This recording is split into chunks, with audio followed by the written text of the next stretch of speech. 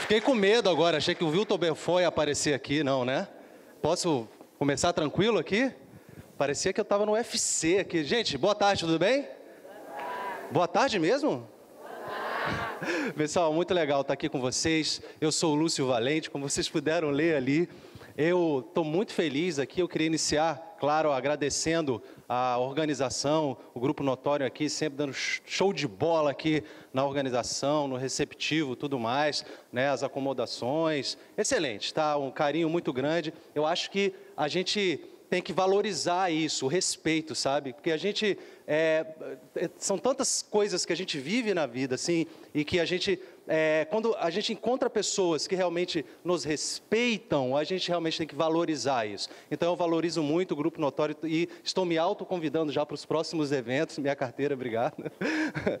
Eu estou me autoconvidando para os próximos eventos, porque realmente para mim é uma felicidade estar aqui. E também é a oportunidade de estar presencialmente com as pessoas que eventualmente me seguem, que conhecem o meu trabalho, que conhecem o meu trabalho no Instagram. Então, vocês são aquelas pessoinhas que aparecem lá dando like, né? E é muito, cara, como é engraçado hoje, né? Eu vivi uma experiência esses dias, eu falei, eu vou aproveitar essa experiência para comunicar para você, comunicar com o público isso, que eu acho uma coisa importante. Vocês já passaram pela experiência, ultimamente, de alguém te ligar, e aí você às vezes não atende, aí você retorna, a pessoa fala assim, liguei sem querer. Já percebeu que hoje as pessoas estão ligando para as pessoas só sem querer? Já passaram por isso, sim ou não? Ninguém te liga assim, e como vai, né? As pessoas, foi mal, cara, liguei sem querer, fui abrir a tua fotinha lá do WhatsApp, que você mudou, né? E tal, fiquei curioso, fui olhar, te liguei, cara, foi mal. E aí eu falei assim, cara, eu vou fazer uma experiência, eu vou começar a ligar para as pessoas. Sério. Aí eu peguei lá, lista de pessoas, amigos e tal, e comecei a ligar. Liguei para um amigo meu do 2º grau, que eu estou num grupo, que me botaram no grupo do 2º grau, sabe essas coisas? Aí o grupo fica lá, eu nem abro e tal. Aí liguei pro cara.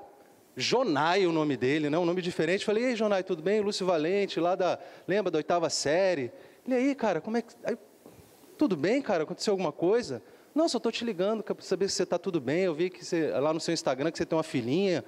Pois é, cara. Aí conversamos ali uns 5 minutinhos. Não tá, cara, fica com Deus, um abraço e tal. E fui ligando para várias pessoas, assim. Todo mundo achando que eu estava muito doido, que eu ia me matar, que eu estava, sei lá, aderi a uma nova religião muito louca, porque o cara devia estar muito doido. Tá ligando para as pessoas? Por que você não me manda um zap, cara, com um joinha assim... Um sorrisinho, né? Uma boquinha de lado. Hoje as pessoas nem para paquerar, o cara quer conhecer uma menina, para de repente ter uma noite de amor, manda uma linguinha, né? Assim para a pessoa. Pô, né? Liga para a pessoa, né? E aí, tudo bem? Vamos tomar um suco, né? E aí, eu estava lá no Dia das Mães, eu estou ligando, aí liguei para algumas pessoas, inclusive da família, grupo da família. Liguei para aquela tia, sabe? Liguei para ela. Aí eu estou no almoço do Dia das Mães. Aí minha mãe falou assim, meu filho, você está com algum problema? Aí eu falei assim, não, mãe, por quê? Não, porque as pessoas, seu tio veio falar comigo que você ligou para sua tia. Aí eu falei, liguei, perguntei se ela está, a outra tia havia falecido há algum tempo, né? E é engraçado isso, porque eu fiquei 5 anos sem ver aquela tia e fui vê-la no velório. Né? A gente só fica lá no grupo dando bom dia, ela dava bom dia, um dia ela não deu bom dia, cadê a tia? Tinha falecido, porque ela não deu bom dia no grupo. Sério, a gente descobre que as pessoas morreram porque não deram um bom dia no grupo, a gente não liga para as pessoas. E a minha mãe ficou extremamente preocupada. Então, por que eu estou falando isso, gente? Porque o que eu quero passar para vocês hoje aqui nessa palestra é justamente isso, a gente resgatar algumas coisas que vão fazer com que a sua formação, e não necessariamente jurídica, mas a sua formação profissional, possa ganhar um outro aspecto, pelo menos um novo olhar. E a primeira coisa é isso. Eu vou falar de 3 coisas aqui. 3 coisas que eu considero muito importantes e que, se vocês saírem dessa palestra aqui com essas 3 coisas na cabeça, se vocês entenderem que isso é importante, eu vou ter cumprido a minha missão hoje aqui com vocês. O que vocês acham que é mais importante na formação de vocês? O que vocês acham que é mais vai ser mais valioso quando daqui a alguns anos vocês estiverem exercendo, ou se já exercem, para que vocês sejam ainda mais valorizados na carreira jurídica que você escolher. Você acha, por exemplo, se você for fera em direito penal, souber todas as teorias, souber a evolução do direito penal, saber a vida do Edmund Mesger, se você souber as teorias de direito civil, se você souber tudo sobre controle de constitucionalidade, você acha que você pode ser um bom profissional? Com certeza, isso é uma coisa importante, saber as teorias de direito, mas saber direito é secundário, olha só o que eu vou falar, saber direito é secundário na sua formação. Saber direito é secundário na sua formação. Saber direito é algo que você vai construir naturalmente, lendo os materiais, e não há dificuldade. É mais fácil aprender direito penal do que aprender física quântica, por exemplo, acredito eu. Não há dificuldade. Agora, qual é a primeira coisa que você deve buscar na sua formação e no seu desenvolvimento? Quando eu descobri isso, cara, minha vida deu um punch assim, cara. Assim, eu percebi que eu estou aqui hoje porque eu percebi isso. Eu estou aqui hoje porque eu valorizo isso hoje. São 3 coisas. Eu queria que vocês anotassem isso de alguma forma no seu coração, na sua mente, deixasse isso impregnado. Se você fizer isso, essas 3 coisas muito bem, direito vai ser importante, mas não vai ser o decisivo para o seu sucesso. A primeira coisa é,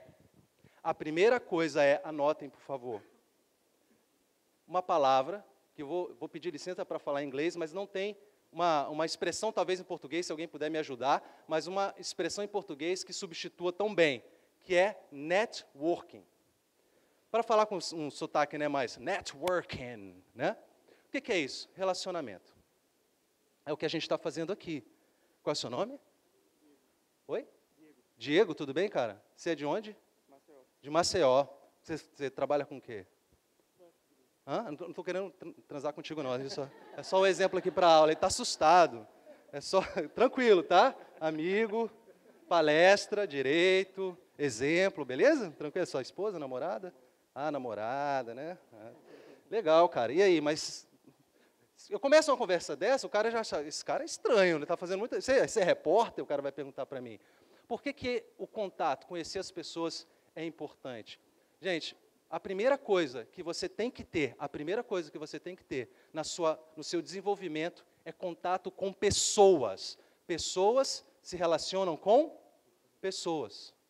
Pessoas se relacionam com pessoas. Hoje, eu sou diretor de comunicação da Polícia Civil do Distrito Federal, sou delegado do Distrito Federal, sou diretor de comunicação da Polícia Civil do Distrito Federal, e quando tem um problema, um jornal super poderoso, que é um dos empresários mais poderosos do Distrito Federal, é dono, que inclusive está preso, teve um problema, e aí está naquela troca de e-mail, não resolve o problema, e aí eu cheguei, minha equipe estava lá se descabelando, eu falei, qual é o problema? A gente não está conseguindo passar a mensagem, eles estão entendendo tudo errado. Eu falei, já ligaram? Liga para a editora-chefe, calma aí, me dá o telefone. Fulana, tudo bem? Aqui é o Lúcio Valente, da Polícia Civil do Distrito Federal. Está acontecendo assim, resolveu. As pessoas não se relacionam, e aí eu trago aquele exemplo inicial de ligar para as pessoas, de conversar. Se vocês querem resolver alguma coisa, resolva assim, ligando, conversando, estabelecendo novos relacionamentos. Isso aqui é excelente para isso. Eu fiz um curso há algum tempo com o FBI, lá em Goiás, na Academia de Polícia Civil de Goiás. Aí vieram policiais de vários estados e fizemos um treinamento lá de entrevista e interrogatório.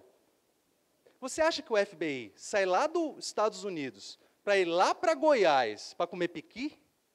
Não, eles vão lá estabelecer relacionamento. Relacionamento. Todo mundo no final do curso sai com um cartão do agente do FBI, com um telefone celular pessoal do agente do FBI. Agora, você é amigo de um cara do FBI.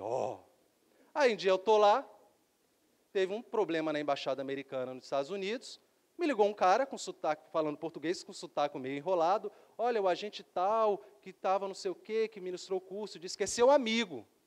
Eu vou falar que eu não sou amigo do cara? Ele é meu amigão. Então, estou precisando resolver um problema, eu já liguei em vários lugares da polícia e não consegui resolver. Olha só, relacionamento. Relacionamento. E aí, tem que ter a troca. Mas antes de falar da troca, você estabelecer esse relacionamento, o que é importante em estabelecer esse relacionamento, não é você buscar o relacionamento buscando a vantagem no relacionamento. Não é isso. É estabelecer o relacionamento como base para tudo que você for fazer na sua vida. Então, você tem que estabelecer o relacionamento com todas as pessoas, com qualquer pessoa, que você perceber que você possa ajudar aquela pessoa. E, eventualmente, a natureza, o mundo, o universo, toma conta para que aquilo volte para você de forma positiva. Então, o que eu quero que você estabeleça, para vocês não entenderem isso como buscar pessoas que possam me ajudar em algum momento. Quem sabe fazer amizade com o juiz, vai que eu tenho que despachar com ele um dia. Não é isso. É estabelecer relacionamento com pessoas, com um número máximo de pessoas que você conseguir, estabelecer isso como meta de vida. Atender as pessoas, conversar com as pessoas, ter um relacionamento pessoal com elas. E aí, algum tempo depois, estava indo para os Estados Unidos e aconteceu cara, a minha mulher, ela fez a mala dela, ela faz a mala da família toda. E aí vocês já foram ali para Orlando, né? Fui levar a minha filha para Disney. Minha filhinha de 3 anos para Disney. Estava eu lá, cara, é super tenso, né? Tu acha que tal, o pessoal meio gordão, assim, né? Super tenso, assim, aqueles americanos, com aquela cara de americano mesmo, assim, parece que eles vão te mandar embora. Você fica tenso. Na hora de passar lá para fazer as perguntas, o cara falou assim, me mandou para uma salinha. Falei, pô, já nem me atendeu, olha, o senhor me acompanha aqui, por favor, e tal. E aí chegou lá e falou assim, quem que fez as malas? Aí eu comecei a pensar, caramba, botaram droga na minha mala. Já imaginei assim, eu já imaginei a reportagem, delegado de Brasília é preso nos Estados Unidos, deportado, torturado, e foi para a cadeira elétrica, porque estava carregando droga. Aí eu já comecei a pensar naquele cara da Tailândia, falei, meu Deus do céu, começou a me dar um desespero. Não era, a minha mulher fez uma mala, e numa mala ela só botou sapato. Ela fez uma mala, na mala só tinha sapato. Então os caras falam, esses caras são contrabandistas de sapato. A gente foi ficar uma semana em Orlando, acho que ela levou uns 20 sapatos. Razoável, né, meninas? Juro que ela fez uma mala só de sapato. Eles acharam estranho, e aí lá na checagem, quando a gente chegou, já separaram a gente. Quando eu estava lá na primeira hora esperando, porque ele deixa umas 2 horas você esperando, e aí me chamaram. Na hora que me chamaram, eles questionaram essa questão do sapato. Aí eu falei, olha, minha esposa que fez a mala e tal, eu sinceramente não sei. Ele falou assim, e tal, o senhor entrou numa situação que ele usou essa expressão, é difícil aceitá-lo aqui nos Estados Unidos. Eu falei, pô, por causa de uma mala de sapato? Tá bom, continuei esperando, eu falei, cara, não acredito. Eu falei um palavrão agora? Desculpa, tá? Eu falei, caramba, não acredito, eu achei que tivesse falado outra coisa. Caramba, é porque isso me traz uma emoção do que eu vivi, né? Será que eu vou ser mandado embora? Eu não vou poder entrar nos Estados Unidos por causa de uma mala de sapato? Isso vai dar separação. Eu não fico mais com essa mulher. Eu já estava pensando na guarda e tal, tem advogado aí, já entrar com uma ação. Aí eu fiquei pensando e tal, eu podia ter falado que eu era policial no Brasil e tal, mas eu fiquei tão angustiado, tão nervoso, que eu não consegui pensar de forma clara. E aí eu fechei os olhos assim e comecei a mentalizar e rezar, e de repente me veio o cara do FBI. Lembra? Falei, pô, eu tenho um amigo do FBI. Ele falou que é meu amigo. Na minha carteira tinha um cartãozinho dele, com o embleminha do FBI e tudo. Bem bonitinho. Aí, quando o cara voltou, eu falei assim, senhor, eu poderia conversar com o senhor? Pois não. A minha intenção aqui é só realmente ir para a Disney, ver o Mickey e tal. Realmente foi um engano, minha esposa fez essa mala aí de sapato, mas eu nem sabia que isso podia dar problema. Culpa dela, quiser mandar ela embora. Agora, o problema eu tenho um amigo, inclusive, eu fiz um curso, eu sou policial. Ah, o senhor é policial? Sou, inclusive fiz o curso aqui. Aí mostrei o cartão, você fez um curso e tal, bababá. Só um minutinho. Ele foi lá e ligou para o cara. Ó, estamos aqui com um brasileiro maluco aqui, que está com a mala cheia de sapato, e ele está dizendo que é seu amigo. O cara, ela é meu amigo mesmo, ele fez o curso lá em Goiás, lá no Brasil comigo, não falou Goiás, que o cara não ia saber. E aí, o cara chegou, Lúcio, senhor Lúcio, Mr. Lúcio, Lúcio Valente, né? Mr. Valente, desculpa pelo incômodo, o senhor seja bem-vindo aos Estados Unidos. Viram o que é o networking? viram o que é o relacionamento, viu como as coisas vêm e vão, e se as coisas não voltarem, tudo bem, o universo de alguma forma vai agir para que isso seja importante para vocês. Então, a primeira coisa, gente, relacionamento. Aproveite as oportunidades para conhecer pessoas e para ajudar as pessoas, e deixe que o universo tome conta. Isso é mais importante que direito penal. Isso é mais importante que direito civil. Isso é mais importante que direito internacional. Isso é mais importante que direito agrário. Isso é a base da sua atividade profissional. Combinado, então? A partir de hoje, estabelecer relacionamento. Quando sair aqui no cafezinho, cumprimente as pessoas, pergunte de onde é. Não precisa ser maluco, né? E também os caras não vão chegar só nas meninas, né? Oi, tudo bem? Lembra que o professor falou lá para estabelecer networking? Vamos estabelecer um networking aqui. O que você vai fazer hoje? Casamentos começam em seminários, assim, né? Em palestras. Então, fazer esse trabalho é importante. Segunda coisa. Eu tenho um programa de treinamento para pessoas que também desejam ser delegados de polícia. Inclusive, encontrei aqui o programa Meta. Tem aluno aqui, alunos do programa Meta. A Monize é aluna do programa Meta. E é um programa de treinamento que envolve o treinamento com peças. E aí, tinha um aluno, num determinado momento, eu tenho que dar esse exemplo, porque é um exemplo até de superação. Ele conseguia fazer um texto, porque aí ele tem que fazer a peça, que é a representação do delegado, ou as questões discursivas. Ele conseguia fazer um texto em que ele não botava ponto final. Ele começava lá, excelentíssimo senhor, e o ponto final, nesses termos, pede deferimento. Era o ponto que tinha. Aí, era uma coisa tão séria, que mais uma vez, eu liguei para ele. Falei, fulano, tudo bem? O professor, oi, tudo bem. Então, olha, eu li tua peça aqui, eu queria dizer que eu não entendi a tua peça, você não bota ponto final. Aí ele virou para mim e falou assim, professor, mas o ponto não é o ponto final? Aí eu falei, mas é o final, mas não é o final da peça, é o final do período, o final da frase. Na cabeça dele, o ponto final era a última coisa que tinha que botar, não tinha que botar mais ponto final, ele só botava vírgula. E aí o texto ficava uma bagunça. E aí eu falei para ele, não, cara, olha só, você tem que pontuar da seguinte forma e tal, eu não sou professor de português, mas eu vou te dar um direcionamento aqui. Pronto, o cara, na outra peça, o cara já mudou, já era outra pessoa. O cara ficou até mais bonito. Quando você lia a peça dele assim, você via uma pessoa mais bonita ali, naquela peça. Então, a segunda coisa, gente, é o domínio absoluto da língua portuguesa. Dominar a língua portuguesa. Dominar a língua portuguesa é muito mais importante do que saber direito penal. Gente, presta atenção. Lembra que tem aquela brincadeira que chega o cara lindo, e aí chega para a menina e fala assim, sabe qual é o problema?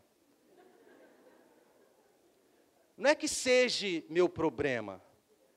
Sabe? Então, aí o cara fica feio, ai, não, o que foi, amiga? O cara tem mau hálito? Não, o cara tem mau português, é pior que mau hálito. Porque mau hálito, você dá um tic-tac para o cara, resolve. Né? Agora, pessoal, olha só, a segunda coisa que vocês devem trabalhar a partir de hoje, independentemente do seu nível, é todos os dias da sua vida estudar português de alguma forma. Todos os dias da sua vida você tem que evoluir na língua portuguesa. É o seu instrumento de trabalho, é a caneta. A gente fala, o delegado é bom de caneta, ou o delegado é ruim de caneta, porque não sabe escrever. Cara, você ser taxado de ruim de caneta, sendo que a palavra, a comunicação é o seu instrumento, então, a partir de hoje, gente, não tem desculpa. Claro, meu português não é perfeito, eu vou cometer erros, naturalmente eu vou cometer erros, mas é a busca, português é uma língua difícil, até porque existem vários parâmetros do que é correto e o que é incorreto, mas existe uma gramática formal, uma gramática que vamos dizer que é a gramática do português brasileiro, que é aceita, e você tem que seguir aquela gramática, tá bom? Então, gente, parece pouco, mas presta atenção aqui, olha só, você é responsável por um grande escritório de advocacia, e aí você vai ter uma vaga de advogado para ganhar R$100 mil por mês. E aí vem um cara que sabe tudo de uma matéria de direito extremamente especializada, que poucas pessoas sabem. E aí você vai fazer uma entrevista com ele e ver que ele realmente arrebenta. Mas na hora de escrever e na hora de se expressar, você vê que às vezes ele dá uns deslizes, ele tem algum problema de formação que você identificou. O segundo, ele é um cara bom, conhece, precisa estudar mais um pouquinho, mas, cara, quando o cara se expressa, quando o cara escreve, é show de bola. Você, como empregador, escolheria quem? O segundo. Então, gente, saber dominar a língua portuguesa é o segundo elemento que você precisa. Não é direito civil, não é processo civil. Fechou? E a terceira coisa? A terceira coisa é o domínio das técnicas de oratória. É um processo. Eu confesso que há algum tempo, ainda, claro, preciso evoluir muito, mas há algum tempo comecei a observar que isso é realmente uma coisa importante. Não é oratória para estar aqui, dar uma palestra ou dar uma aula. Isso é importante também, porque é um campo que pode ser bastante explorado por vocês. Mas dominar a língua falada e as técnicas de oratória, entonação de voz, falar mais baixo, falar mais alto quando você quer expressar alguma coisa, transmitir alguma coisa. Quando você vai despachar com o juiz, tudo bem, excelência, conversa com a senhora, tudo bem? Pega na mão. Então, eu estou com uma situação aqui, esse sujeito, a forma que você vai se comunicar com as pessoas, você vai ao Ministério Público despachar, você vai ao juiz despachar, então você precisa transparecer domínio, confiança, isso é técnica. Assim, olha, sabe, isso não tem nada a ver com timidez, isso tem a ver com técnica. Tem pessoas tímidas que se revelam. Michael Jackson era um cara extremamente tímido e era um grande artista. Os grandes artistas geralmente são pessoas muito tímidas. Eu conheci uma vez, meu pai era muito fã daquele cantor João Bosco, e aí eu fui apertar a mão do cara, o cara, sim, a gente foi num show e tal, fui apertar a mão dele, eu vi que ele era um cara tímido. Mas quando ele vai para o palco, ele pega o violão, o peito dele chega e estufa. Porque ali ele está no momento dele. Então, gente, vocês devem dominar, sim, técnicas de oratória. Tem que saber falar, tem que saber conversar, tem que saber impor a voz, tem que saber se posicionar, isso tudo é importante. Se vocês dominarem essas três coisas, relacionamento, que é o networking, português absoluto e técnicas de oratória, tenho certeza que o céu é o limite para vocês. Agora, o direito é importante. O direito é importante. E ele passa a ser secundário diante do que eu falei para vocês, mas você não pode desprezá-lo. Você tem que dominar. E aí vai a segunda semente que eu quero plantar no coração de vocês. A primeira semente é essa, de considerar o importante o que realmente é importante. E a segunda coisa no que diz respeito ao direito. Lúcio, no estudo do direito, dentro do que você falou, o que eu devo priorizar? Você deve priorizar os princípios. Você tem que priorizar a ideia e a filosofia que existe por trás de cada instituto. Existe essa necessidade de conhecer a estrutura das coisas em direito. Quando eu lia lá o manual de direito penal, via dizendo que Tício matou Caio, Mévio, não é isso? E aí, primeiro plantão como delegado, em 2006, eu tinha apenas 25 anos, inexperiente, o direito penal que eu conheci era o direito penal dos livros. E aí, já na primeira situação, no primeiro plantão, a polícia militar traz um sujeito preso por ter agredido a esposa. Era a época antes da Lei Maria da Penha, né? E então ele foi lavrado um auto de prisão em flagrante por lesão corporal e ele foi encarcerado e foi arbitrado a fiança. Foi uma lesão corporal grave, realmente ele colocou em risco a vida da mulher e, enfim, ele foi encarcerado e eu arbitrei uma fiança de R$3.000. R$3.000 parece pouco, mas em 2005 para 2006, um valor considerável, pelas condições financeiras dele, não ia conseguir, era uma região mais humilde, com certeza ele não ia conseguir pagar. Parece pouco, não em valor, mas parece pouco por ter agredido uma mulher, R$3.000 para soltar o cara parece desproporcional. Mas não era. Só que ele agrediu essa mulher, e aí, durante a lavratura da prisão em flagrante, o escrivão foi comunicá-la do valor da fiança, ela saiu da delegacia, 2 horas depois ela voltou com os R$3.000 para pagar a fiança do cara que tinha agredido ela. Esse direito penal não está nos livros, porque esse é o primeiro impacto, né? E aí eu falei, senhora, mas a senhora vai pagar a fiança? Não, eu vou, porque ele é um bom marido, ele é um bom pai, foi um momento de raiva, eu também provoquei ele, eu tenho também... Aí a mulher começa a assumir a culpa enfim, ela começa a inverter os polos, né? É uma questão cultural, enfim, não estou aqui para discutir isso. Mas o fato é que aquilo ficou bem claro. Não, ele era um bom marido, ele é um bom pai, não sei o quê e tal. Eu falei, senhora, tudo bem, a senhora quer pagar a fiança, eu não posso me negar, até porque negar a fiança arbitrada é abuso de autoridade. Então, a senhora vai pagar a fiança, ele vai ser liberado. Tudo bem, foram os dois embora juntos. Foram embora juntos. Ela foi encaminhada ao ML e tudo mais, foram embora juntos. Beleza, eu saí para jantar. Quando eu voltei 1h30, 2 horas depois, estava lá o cara de novo e a mulher agredida. Eu falei, não acredito. Vocês saíram daqui tem 2 horas. O senhor já agrediu ela de novo? Aí ela veio me explicar. O que aconteceu? Possível um negócio desse. O problema é que ela precisava dos R$3.000 para pagar a fiança.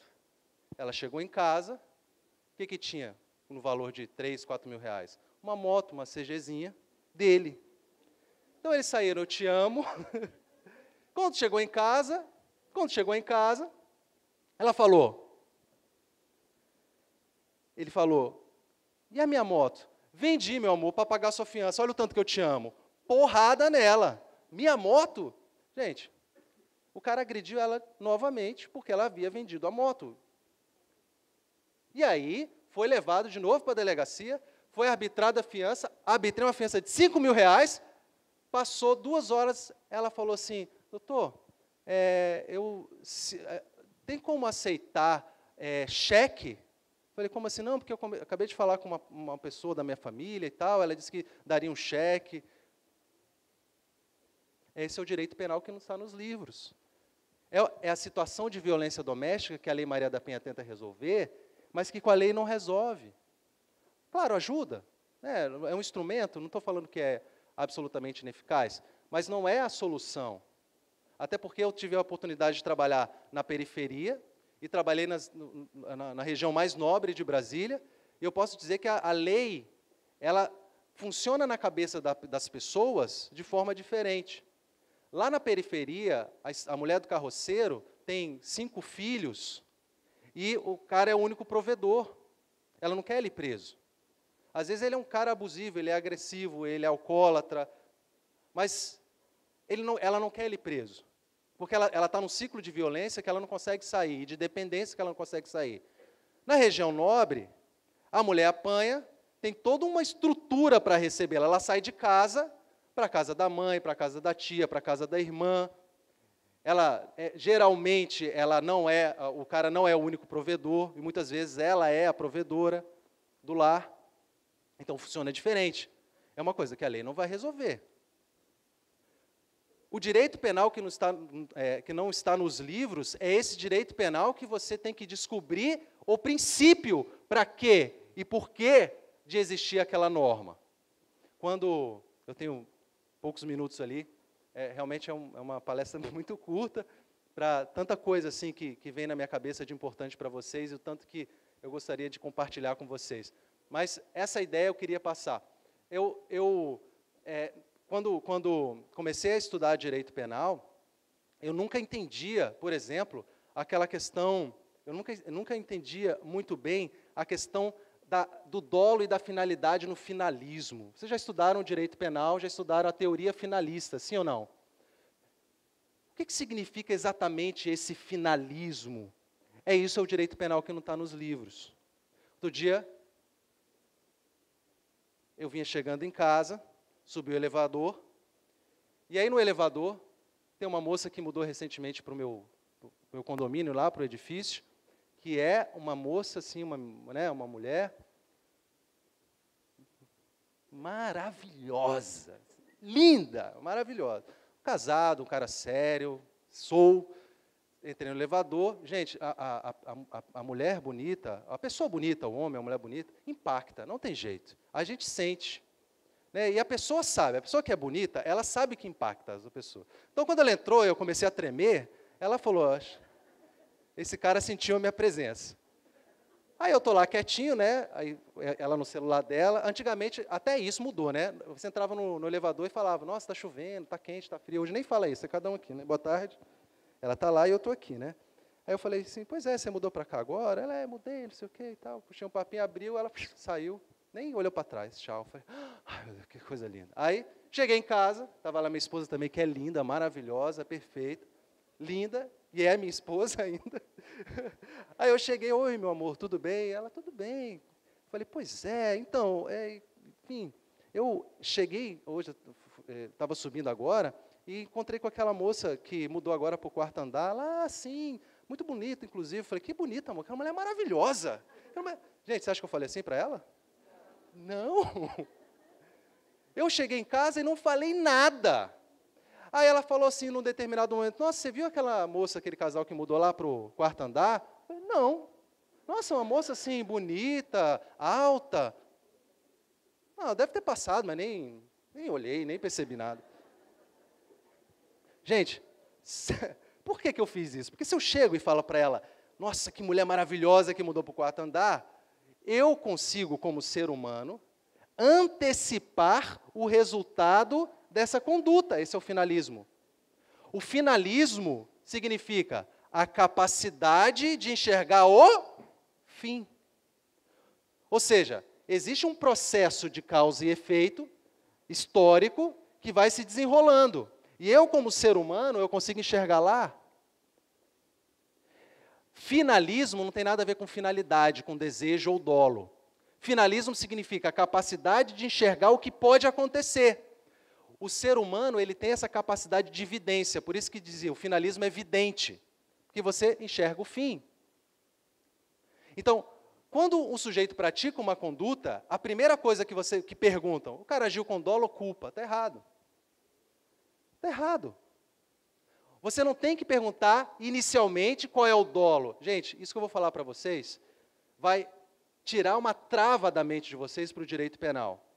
A primeira coisa que vocês devem perguntar é qual foi a finalidade dele. E finalidade não tem a ver com desejo, não tem a ver com vontade, não tem a ver com dolo, tem a ver qual foi a finalidade dele, onde ele estava e onde ele queria chegar. É isso que vocês devem saber. Ou seja, qual foi a finalidade? O que ele anteviu?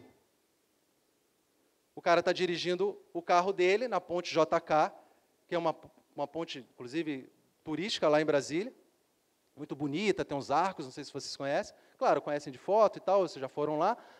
E o sujeito vinha dirigindo a ponte, hoje é 60 km, não era 80 km por hora, ele vinha a 120, causou um acidente, 3 mulheres morreram nesse acidente. Ele havia ingerido bebida alcoólica, não estava exatamente embriagado, mas havia ingerido bebida alcoólica. O delegado, que o autuou em flagrante, entendeu que ele estava em alta velocidade, havia ingerido álcool, causou um acidente e, por isso, deveria responder por homicídio qualificado por dolo eventual. Homicídio qualificado por dolo eventual. Já o juiz, o Ministério Público ofereceu a denúncia por homicídio por dolo eventual. Ele foi pronunciado, que é o rito do júri, né? Então tem a pronúncia, ele foi pronunciado para ir a júri, homicídio doloso. Ele recorreu, recurso em sentido estrito, foi para o tribunal. No tribunal, 3 desembargadores. Sandra de Santos, que é a esposa do ministro Marco Aurélio, do Supremo, mais 2 desembargadores. A ministra Sandra de Santos falou assim, olha, qual era a finalidade dele? Qual era a finalidade dele? A finalidade dele era simplesmente chegar mais rápido em casa. E, ao tentar chegar mais rápido em casa, ele quebrou o dever objetivo de cuidado. Aí eu analiso a culpa. E ela fala assim, para fazer essa análise, e aí eu volto no princípio, de saber o que é finalidade e o que é dolo. Eu só estou desenvolvendo o raciocínio dela, não estou concordando ou discordando do raciocínio dela. É só um exercício com vocês aqui. Daí ela diz, porque olha só, a gente tem que ver qual foi a antevisão dele. O que ele enxergou no fim? Ele enxergou no fim a própria morte? Se a resposta for não, então ele não quis causar um acidente para matar pessoas. É o raciocínio dela. Está errado? Está certo? Não, é um raciocínio juridicamente estruturado, que partiu de um princípio, que ela sabe o que é, e chegou a um determinado raciocínio. Esse foi o posicionamento dela. Um desembargador discordou, achando que era dolo eventual, e o segundo desembargador, o terceiro desembargador, concordou, ficou 2-1, o cara respondeu por homicídio culposo. O cara respondeu por homicídio culposo. Aí, lá na faculdade, ou nos cursinhos, com a licença aqui, gente, qual é a diferença de dolo eventual e culpa consciente? Dolo eventual é foda-se. Culpa consciente, aí fudeu. Cara, que massa, agora eu já sei a diferença. Dolo eventual, aí olha, você é desembargador, aí você vai lá proferir seu voto. Não, aqui, por exemplo, está bem nítido que ele falou foda-se. É esse o argumento? Então, a supersimplificação leva esse tipo de coisa. Então, gente, voltem para os princípios. Voltem para a estrutura, para a filosofia do Instituto. Esse é o momento de fazer isso. Quando você está estudando para concurso, você tem que abrir mão disso para fazer um trabalho pragmático de passar no concurso. Mas você só será um jurista e você só vai poder ser respeitado como tal se você atender aqueles 3 requisitos anteriores que eu falei para vocês, networking, português e comunicação, e se você voltar para os princípios, para a base do direito. É isso que vocês precisam trabalhar. Espero que eu tenha contribuído de alguma forma e que eu tenha plantado alguma sementinha no coração de vocês. O tempo é curto, mas eu deixo aqui só uma historiazinha que eu ouvi ainda nos tempos de faculdade, de um professor que eu admiro demais, chama-se Roberto Sobral, que é um baiano, um professor de direito penal. E é uma história até que hoje, com a internet, assim, é bastante. Outro dia até publiquei lá no Instagram, mas eu acho essa história bem bonitinha, que diz que um imperador, ele ia assumir, na verdade, ele assumiu o reinado lá, e aí ele começou a caminhar e procurar ajuda de pessoas que poderiam orientá-lo de como fazer isso da melhor forma. Ele encontrou um sábio, o sábio lhe presenteou com um livro, e esse livro tinha 2 páginas. E o sábio orientou o seguinte: olha, quando você passar por um momento mais triste da sua vida, você lê a primeira página. Quando você passar pelo momento mais feliz, você lê a segunda página. É isso. E aí, então, num determinado dia, houve uma grande praga, e ele já era rei, muitas pessoas morreram, e isso fez com que um grupo invadisse as terras, muitas pessoas morreram, crianças morreram, e um dia ele se recolheu, e num momento de muita tristeza, ele abriu a primeira página do livro, e a primeira página dizia: isso vai passar. Passaram-se alguns anos, passou algum tempo, e as coisas realmente melhoraram, e acontece que ele teve um filho, e esse filho cresceu, e ele acabou conhecendo a princesa de um outro reinado, esse reinado se uniu ao reinado dele, então se criou um grande império, e então a população, o povo, vivia um momento de grande felicidade. Ele se recolheu, e era um momento muito feliz, ele abriu o livro na segunda página, e a segunda página dizia: isso também vai passar. Gente, seja o que for que você estiver vivendo agora, bom ou ruim, aproveite agora, esse momento, porque ele vai passar. Tá bom? Fiquem com Deus, até a próxima. Tchau.